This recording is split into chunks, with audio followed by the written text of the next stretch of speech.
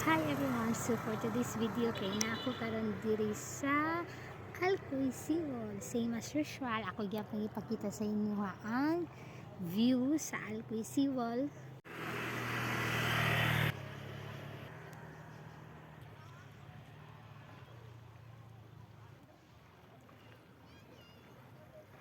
Para i-promote na ako nga pindot diri mag-jogging-jogging o mag-walking-walking kung wala mo ilingaw.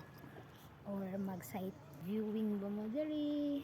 Pwede rigid mo diya magtituyok guys. Ano ni siya.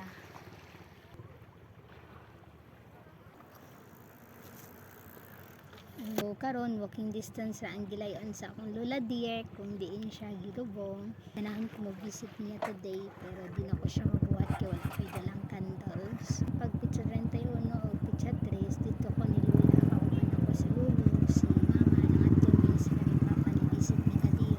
Karon gusto ko rin ako mabalik mag-visit ni Lola. Pero di na ako mabuhat kaya di ko ganahan mag-visit na wala ko'y dalang candle. Next time na lang ako mabisita ni Lola, gahin na ako oras po. Isabot ka si Lola, kabaw ko si Lola, naminaw na ako karon. Man ako siya makita, pero yung spirit, kabalok ko, nagtanaw na ako sa heaven. So, to siya guys.